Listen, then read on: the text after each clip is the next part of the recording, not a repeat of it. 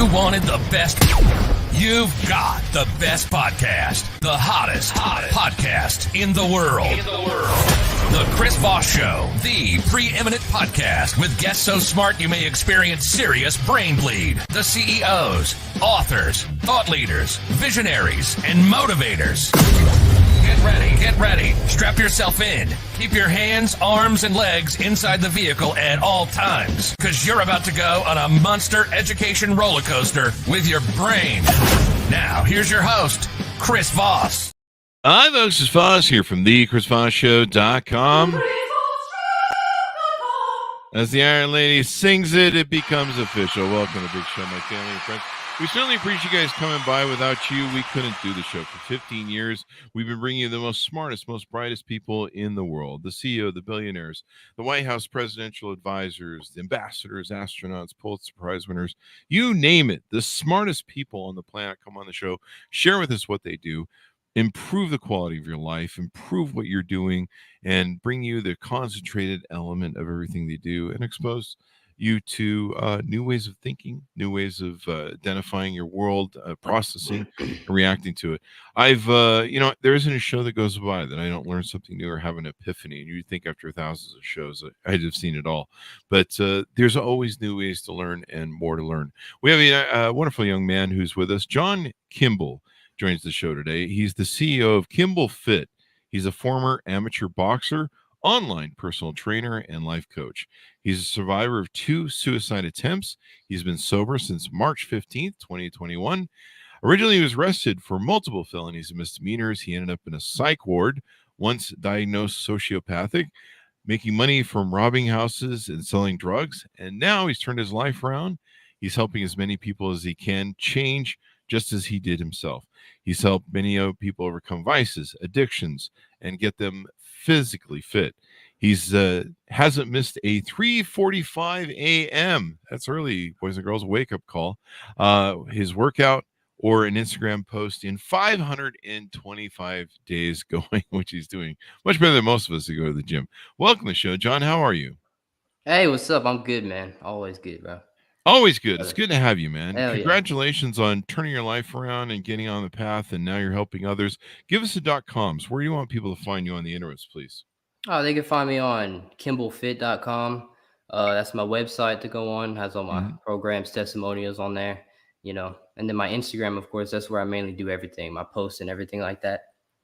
Yeah, on your Instagram, you're working out, you're showing your muscle building, different squats and techniques you're doing, giving people an enlightening device to develop themselves as well.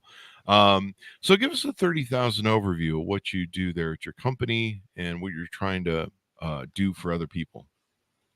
Well, as you said, I've had it was a journey, and I've created a process throughout all that adversity I've overcame, all the suicide attempts, the drugs, the addictions, and everything. So I just teach that for others, because that's our purpose in this life, is to heal ourselves and to heal others. So I just teach them to do the same, because that's what I need.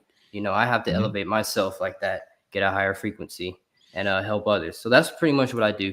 I mean, I get them physically, mentally fit, create a process and a program for them for that. Yeah. There you go. So tell us about your journey. How did you go through life? What got you going what most people would refer to as the wrong path, and got you going, got you turned around? What was the moment that got you turned around as well? It was all the pain I was causing to my people. I mean, I was so fucked up, dude. I was like, the pain I was causing my people, like I said, sociopathic. I mean, I would record them crying and use it later for entertainment. That's how messed up I was, Wow. And then I would always do that. And I mean, it was just bad. I threatened to kill people. I got involved with a lot of gang violence and stuff like that. And I mean, I had to be put in, a 5150. I had to be put in a psych unit or in a coffin. It was mandatory for me, somebody like me in the streets, because I was just causing all kind of ruckus and everything all around. They had to put me somewhere, Yep. What happened in your childhood? What was going on with your childhood? How did that influence you getting into that sort of scene? Niggas always just wanted to be a gangster, sold dope and all kinds of stuff. I was so committed down the wrong path in life. I was the most committed down the vices and the alcohol and the drinking. And the Mhm. moment somebody flips that switch and turns it around to something positive, and I implemented consistent habits and tasks that built me and construct my character towards the good things in life, Mhm. then that's when all the good started happening. The addicts, the alcoholics, they're the most committed because they'll do anything for the next drink. I know I would have. So once they switch it over to something positive, then it's all up from there. You make a good point. They definitely are committed. Oh, dude, yeah. I remember when I first went to Vegas, and come from Utah, where people would pass checks pretty normally, and I first went to Vegas, and I remember we'd had somebody had bought me to build a company there, and so I was cashing one of their first deposit checks, and they wouldn't take the check without calling. They had to call my investors and go, "Did you really give them this check?" And like all this ID stuff, and I'm like, "What the fuck is going on?" Like, I come from Utah, I just moved down here. It's not that big of a deal. And they go, "Oh, well, you're in Vegas now. We have addicted gamblers here." And she told me, she goes, "The problem with gamblers is unlike other drugs, they keep living. So like, well, if you take alcohol or drugs long enough, it'll probably kill you. But with gambling addicts, their addiction doesn't kill them, so they live forever. So they Yeah. get a lot of bad checks and steal checks and stuff." And I was like, wow, whole different world I live in here. Oh, yeah. But yeah, you're right. They are committed. So God bless them. Maybe I need to get addicted to the gym. I kind of am. Yeah. But Oh, yeah. so what was your bottom out point? People always want to know, what was your cathartic moment where you hit the rock bottom and you said, "I'm not doing this anymore"? Oh, well, dude, like I said, I was in the psych unit, and So is it in the so psych unit? You yeah, and in that place, they have another special place inside of the special place. It's isolation, and Mhm.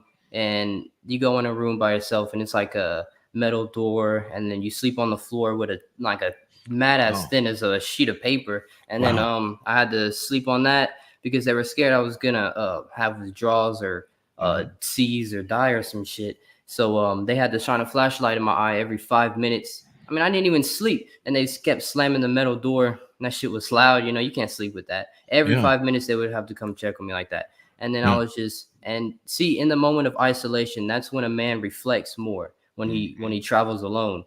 So that's when I just started reflecting, and I was like, why the hell am I here? Because all the vices and everything was out the window. I was by myself, sitting alone, and that's when I really started to reflect and Mhm. everything. And actually, the turning point in my life was I was coming off of a bad hangover. I don't know. I just snorted some pills. I did some alcohol or something. I did weed, promethazine, all at once, and then I just woke up on the couch, and I was like, that's when it hit me, that moment of I don't know, a higher frequency, something beyond man, and I got up, I ran 5 miles, and my self talk was aligned with Yeah. I don't need this anymore, and then that's when I really hit that turning point, and I just kept crying, just tears of gratitude just kept coming out because peak physical performance will connect you to that higher frequency, to God or whoever you believe in. Mhm. So yeah, and I still actually have all the files in here from that place. I still have my band number and everything of the unit and wing Oh, I there was you on go. and shit. There you go. I was on A block. That's where all the weird motherfuckers are at. Though, I mean, they got people over there just chilling, having fun, and then all of a sudden they just staring at a wall, and everybody's like, "Go to your room." You don't know what's going on over there. Shit just pops off out of nowhere, dude. And then I mean, I don't know if she's about to seize out or what. It's just weird shit. There's people, drug deals going on in there, people having babies in there. Mhm. I don't know. That's what I do on Fridays. There's an old joke from Dennis Miller that says, "No one finds Christ on prom night in the back seat of a car." It's only when you piss off everybody in the world to where no one will talk to you anymore. And it sounds like you may have reached that point in the psych ward where you don't have access to all the different things of distraction like drugs, Yeah. alcohol, and all that sort of good stuff. You mentioned too that you considered or attempted suicide twice. Tell us about hmm that. Yeah, well, the first time, that's why I can't drink, dude. Like if I drink, it's just all I want. Everything I do, I redline. So if I drink, Hmm. I'm doing everything in the book, and I can't drink because something I'm either gonna commit homicide on somebody else or do it on myself, Hmm. because that's when it did happen when I was drinking, and I was like, dude, I'm tired of this. So I saw sometime you could rip this out of your throat. You could rip your throat out of your neck or something. Uh-huh. So Yeah. I tried to do that. Um, it didn't work out. I just passed out after I woke up. Like, what the fuck happened, dude? And I was just trying everything to just rip it out. My throat was sore after that, and then that was the first time. The second time I was on a phone call with my chick, and I was just freaking out. I was on alcohol in the vehicle in a car, and I was freaking out. My buddy was next to me, and my parents were actually driving, and I was trying to jump out the car, and it was going like 60 miles per hour. And she told everybody in the whole fucking world I was trying to kill myself and jump out the car. But I mean, it's whatever. And then I mean, because I was like trying to do that again. I was like, this shit's not working. I'm jumping out the car. But I mean, obviously God told me, that it wasn't my time to go because I had more left to live in life and more people to heal. And that's all I'm doing now is doing that. There you go.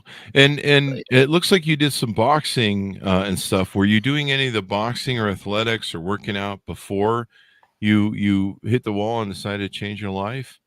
oh yeah, I was always boxing. All my life I Okay. boxed. I still did it while I was boxing. Hmm. I mean that's always been a part of it. Boxing is actually what saved me because it always realigned me with a purpose, and that's what things people depressed people are the selfish motherfuckers out there because they're always thinking about themselves, and it's like and they're always like me, but you got to think about everybody else. If I shot myself right now, sure, whatever would happen to me, I care about life less than probably whatever anyone else does, and then but my parents, of course, would be affected by it. So Hmm. boxing always realigned me with my purpose in life because I was like, no, I do have something else to live for. I gotta punch motherfuckers in the face, and then I gotta do. I You mean, gotta, yeah. you gotta have goals. Now yeah, it's a mandatory, dude. And then, but that's just the point, dude. It's like as long as you have a purpose. So Hmm. everybody has a purpose in this life is to heal themselves and heal others, right? So Hmm. if you're ever depressed, anxious, whatever, go help somebody else out that's depressed and anxious as well, and then you'll get massive clarity from that problem in that situation, and that's the moment that you stop worrying about yourself, you get clarity in the situation, and you get to a higher frequency that connects you to something way more than what we are, which is, God, the universe, whatever you want to believe in. Hmm. There Yeah. you go. I mean that makes everything go. So now you've developed this. You started working out. Tell us how the plan went. Where you started working out, you started getting in shape, and started putting stuff. Why did you start posting on Instagram, and then we'll get into how you build out your courses and stuff. Yeah, man. So I didn't even try to sell coaching at all. I just wanted to help people because I was like, I overcome so much adversity in my life. All I want to do now is help others. Hmm. So I made a website because my conscience told me to make that, and it's like you need to help people. Something told me to do that after I healed myself. So I just started posting on Instagram, just helping people, training people for free. I trained so many people for free, dude. I don't even know. And then I got people in India and shit. I barely understand Wow. it, but I just know I'm helping them. And I mean, I never really charged. Now I started charging. I just paid, just like I just made an investment like 3K 2 days ago on a Wow. mentor, and now I'm starting to monetize it. But people would pay me anyway because of how much value I was bringing. But I just wanted to help people. That's all I ever want to do. I never go after it to look at it as a sale or for money because in the Hmm. cycle where money didn't exist, you didn't have fucking money. No money was not existing in there. Just as in prison, there's no money, nothing. The only thing you have is your character, your conduct, and the habits that you construct on a day-to-day basis. You carry yourself around to walk in any room untouchable, and Hmm. unbreakable. Yeah, there's no money in there. So all you have to validate yourself with is your habits. And you've been doing that now. What did we say? 500 and some odd days straight. You've Yeah. been and you get up at 3:45 a.m. in the morning. Yeah, well now I get up at 2:45, but I've been getting up for 3:45 longer. But now I started getting up for at 2:45 because that's what my conscience tells me to do. So There you go. So what's your daily regimen of working out? Do you go right to the gym at 2:45? I get up at 2:45 and I make my post in the morning because Mhm. and then I make my book post. I just and I do my morning reflection. I look at what I regret from that day before Mm, and who I don't want to be today, And then I reflect, and that's what I do in my program. That's what I teach people to do. That's how mhm. my guys always stay ripped year round. They stay congruent because it's more than muscle. It's for the better of yourself, of self development, and that's what I teach. And after that, after I make my post, then I go to the gym. I'm always making content in the DMs. I'm always in the DMs messaging people. Like I never fucking stop, dude. And then uh after the gym, I make a talking post. I'm just always posting shit. And then I go home, I eat, and I go to school. I'm still in high school. I'm a senior in high school. Wow. And then I do that, and then I come home, eat, go to work, come home, and then work on my phone, for like Dude. until like 10, 12, whatever time I stop. Dude, this is inspirational. You're building a coaching business in your high school years, man. Wish I'd done Yeah, that. and the thing is, it's not. I don't believe in age in numbers. I believe in age in wisdom Uh, because some 30, 40, 50, 60 year olds have the same fucking problems as a 15-year-old, 16-year-old kid, and I'm 18, and I feel like I've developed a mindset that's congruent to as like a 30, 40, 50-year-old. So I know I'm 18, but there's some 18-year-olds that are weak and unphysically fit, and there's some fat as shit with hangers. I mean, I mean, they're gonna have their kids confused, breastfeeding off the goddamn men, from this generation up. I mean, so, and then there's 30-year-olds and there's 60-year-olds that are jacked. It's just all in wisdom. it definitely. And it sounds like you're inspiring a lot of people. You're working with clients around the world. God, I wish that, when I was 18, we didn't even have the internet. So you've got so many Hmm. great opportunities and you're taking advantage of them. What do you think is a good regimen for people who need to change their mindset and start working out? And why is it important to work out the body so that you can work out the mind? It's important to work out the body because, like I said, it's a connection to a higher frequency and it puts you in flow state. There's many things that put people in flow state, but peak physical performance is one of them, and it does connect you and elevates your mindset because it keeps your blood oxidation levels up, which Mhm. makes it gets your heart going. And you can't operate at a high level if your blood oxidation is not up. If you're not moving, you have to Mhm. move your body.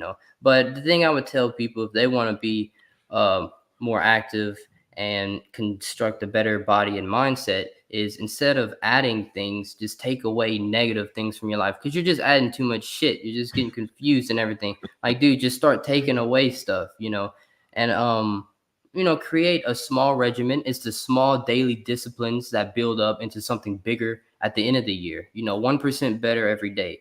You know. 1% better every day. If you do that, you'll build an incredible life.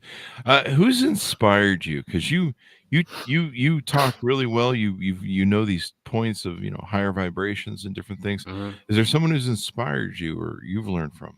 Yeah, my mentor, Wes Watson. But honestly, it's my mentors is my failures. I everything. If you've been through some shit, you know some shit. You can talk like this. I mean, it's not really like there's 30-year-olds that crack up on stage like stutter. You don't hear me fucking stuttering because I know exactly what I'm Mhm. talking about because I live it. I am it. And that's just, I mean, yeah. But Wes Watson definitely, that is my mentor. Yeah. There you go. Is and so it sounds like he's done a great job. And so, what do you see the future of what you're doing? What are you hoping to do? How are you going to scale your business, et cetera, et cetera? Well, I don't really focus on scaling my business. I look at it as how many more people can I reach and help. So I just try to get my name more out there. Like, it's not the best product, it's the best known product. So I just try to reach as many people as I can any way possible. I just what I plan on doing, chasing the feeling more than chasing the journey that it takes to actually obtain the success rather than the success itself, you know rather I just want to create that individual that can attract the success.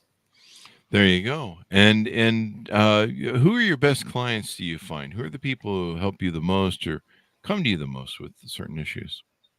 Well, it's normally I guess younger guys like in their 20s, 18, because they see me and I'm an inspiration. But the ones that really push me is like I have a client, she's an anesthesiologist, and I mean, if you get high level clients, then you have to step up, because she's had a high level trainer too, but he hasn't kept her consistent, because I mean, what he's teaching her is flawed. But yeah, it's mainly like the men do because Mhm. I mean they're normally addicted to the vices and everything, vices, addictions, porn, jacking off, whatever. And I help them with that, so because I overcame uh that my addictions. Overcoming that's really important from a lot of aspects, especially if you're spending way too much time doing anything. Anything in moderation is good. So, anything you're working on for the future? Is there a book coming out maybe sometime soon? It sounds like you're doing a lot of commentary. Might have a book. Oh yeah, I'm definitely gonna do that in the future. My conscience calls me to do it. I'm definitely doing that. And Hmm. but right now I'm just trying to collab with bigger names. Hmm. Trying to collab with bigger names and get my message out there because I mean most people's habits are not aligned to where they want to be.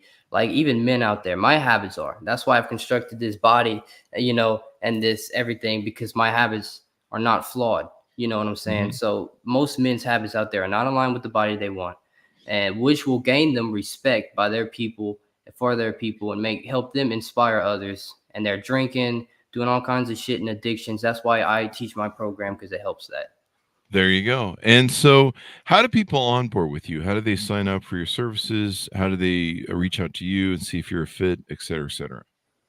Well, I'm just always in my DMs on Okay. Instagram. I'm always in my DMs. I respond to every message, and then my website, of course, they can message me on there too. You know. So kimblefit.com. I can see here you got a free guide sign up where people can sign up for that. Mhm. They can probably reach out to you, contact you through the website as well if they don't find you on Instagram or connect. I know sometimes Instagram puts things in a spam box if you're not connected, Mhm. so that could be annoying. There's a picture on your website from I believe you have a community you're running where it shows a weight of 181 and then 117.2. Was that a weight that you were at one point? Yeah, I had fucking like 10-inch arms, oh buggy whips or something, dude. Yeah, I was skinny little bastard, and then now I'm obviously more jacked now. But yeah, Uh-huh. and if you scroll down, there's some of my testimonials I have. Not Yeah. all of them. I need to post way more mindset testimonials. Hmm. It just barely touches the basis of it. But yeah, I have that. But no, yeah, yeah. And on Instagram, I think it's just John Kimble 01 or There you go. John.Kimble 01. Yeah. And then you talk about binge eating, bulking, macronutrients, meal Yeah. prep, mentality, mental game is a lot of it, nutrition and training. And so you gotta give people a lot of different things to do. So you had to bulk up then because you're a skinny guy and to muscle up then, huh? Yes, but I always boxed, so I always stayed. I had to Hmm. cut weight, maintain weight. I had to stay that. Yeah. Yeah. Do you still box? I go spar sometimes just because it makes me like because I've always had anxiety to spar, so I do that on purpose so I can run into the anxiety. Because if you constantly avoid that fear, that situation that you're dealing with, it'll just progressively get bigger. Conflict avoidance is conflict multiplied. So if you consistently avoid that problem, it's not gonna do anything. So I like running into what I like self-inflicting adversity on myself. So yeah. There you go. If you challenge the body and the mind, I mean, you can improve it. So, John, is there anything we haven't talked about that you want to share with people on the show? Anything we haven't covered? No, man, it's just my story. It's like I said, I used to, yeah, I mean, see, this is the thing, right? When I was doing all the criminal and illegal stuff, like, Hmm. I was robbing houses. I would be so comfortable doing that. I would be in this dude's house, and then he'd have like a Hello Kitty picture on his fucking dresser, and I'm like, "What, this dude got a Hello Kitty?" And I don't know, just comfortable in there. And I go back like 3 times, but I would never do that to normal civilians. I would do it to Yeah. criminals. That dude stole shit, So I mean, Mhm. but I was so comfortable being uncomfortable in the negative. Right when I switched over to what's most positive, then that's when it changed for me. There you go.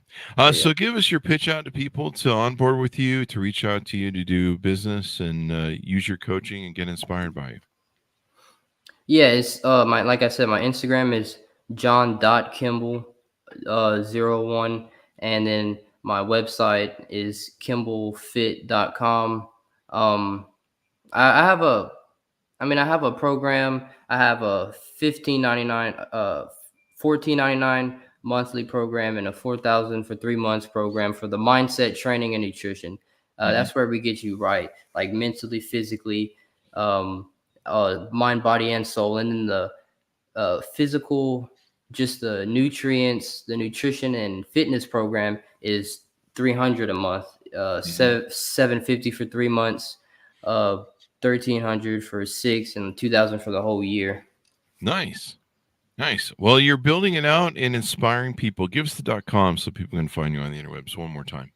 Yeah, it's kimblefit.com. There you go. Kimble, I'm sorry. John, thanks for coming on the show. We certainly appreciate it, man. Very inspiring. And I'm just totally blown away. 18 years old. Gen Z is kicking ass and taking names. You seem to have really, you've got your mind screwed on better than most people, well, my age. So there you go. Hell yeah, dude. Of course, like I said, it's ages and wisdom. Oh yeah. There you I look go. at these men, and you could just see the insecurity sitting on their face. It's like, God damn, man, are you really that insecure? I'm 18, and I can sense that insecurity when he walks in the room. But yeah. There you go. You've really tuned in. So thank you very much for coming to the show, John. Thanks about for tuning in. Go to goodreads.com/Chris Voss, LinkedIn.com/Chris Voss. Subscribe to the big LinkedIn newsletter, 130,000 group on LinkedIn. Chris Voss one on the Tickety Talkety, and what is it? Chris Voss, Facebook.com. Thanks for tuning in. Be good to each other. Stay safe, and we'll see you guys